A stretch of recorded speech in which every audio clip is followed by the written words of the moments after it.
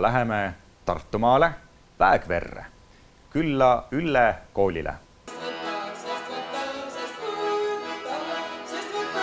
Elust võtta on. See elu on üks praht ja noorus kaugoi vaht ja sina kindlaks jääd kui kustolte.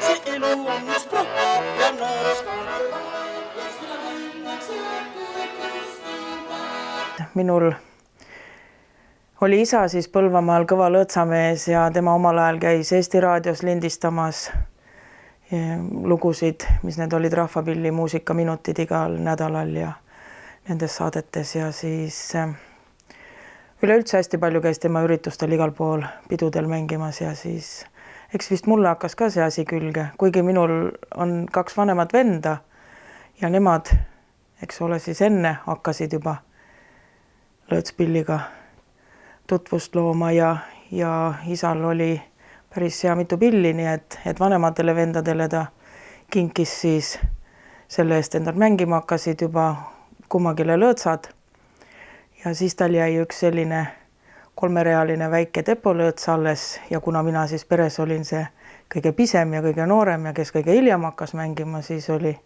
minul nüüd muidugi suur rõõm, et kui isa tolle pilli kinkis minule.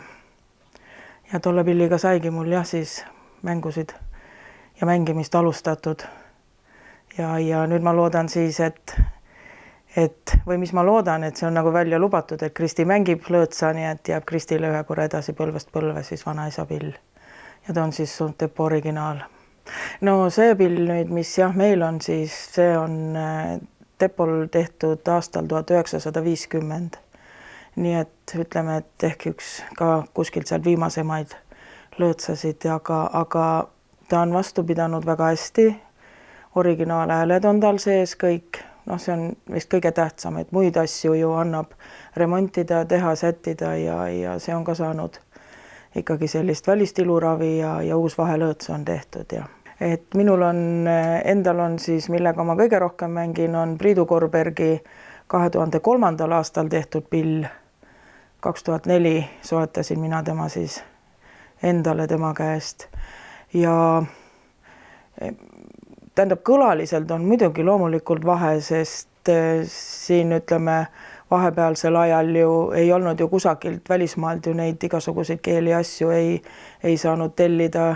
Ma kujutan ette, et vist oli ikkagi keerulisem see asi. Ja kes see neid vist nii väga ise ka käsitsi viitsis teha, et lihtsam oli kuskilt vanadest akordionitest ja bajaanidest vist nii palju, kui mina nagu seda asjandust jagan ja tean ja olen kuulnud. Aga no muidugi naisterahvad ei peagi nii palju pilliehitusest ja kõigest teadma, aga noh, pisut ikka siit sealt jääb midagi kõrva.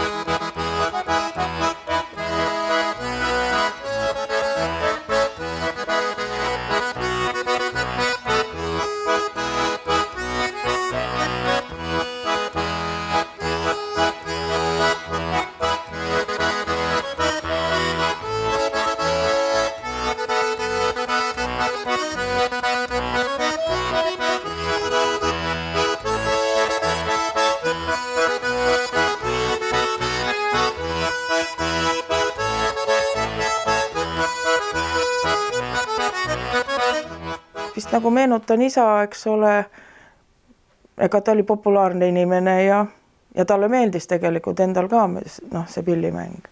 Ja kui sulle endale juba ei meeldi, siis ei saagi seda teha. Aga noh, muusikat natukene ma nagu olen saanud ka haridust, et noh, Tartus 7. keskkooli pandi omal ajal mind kooli ja siis ma sain sinna muusikaklassi sisse. Et sellist lauluharidust, natukene koorilaulu ja sellist, pisut ka klaveriõpinguid seal muusikaklassis. Ma siis püüan meenutada oma esimest lugu ja ma hakkasin seda selle sama pilliga mängima, nii et proovime siis. Kuigi ma seda pilli nüüd igapäevaselt nii palju ei mängi, aga ehk tuleb miskit.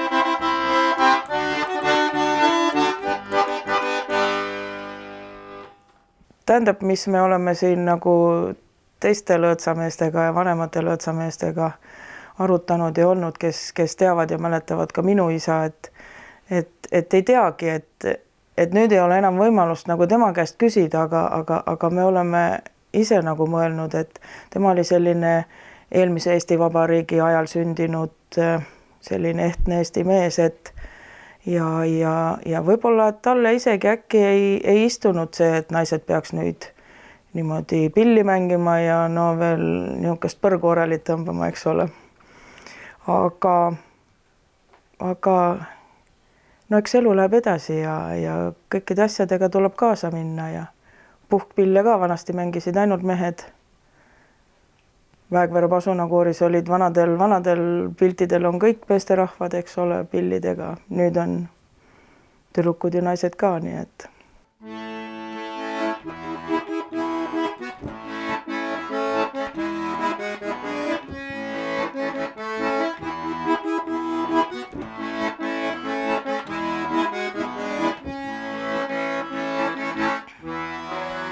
Öö tuli tasa, kildudeks purunenud kuubekell lebas vees. Ma pilvel istudes olin pettunult usane mees. Tuul puhus lööti kuulajateks tähed vaid, kuni neist tüdrukule silmad selged ja säravad said. Miks vahel põgenevad kaunimad unenäod, kui õnn pole kohal veel? Miks vahel põgenevad kaunimad unenäod, just leidmiste kaugel teel? Miks vahel põgenevad kaunimad unenäod, kui õnn pole kohal veel? Miks vahel põgenevad kaunimad unenäod, just leidmiste kaugel teel? Just leidmiste kaugel teel.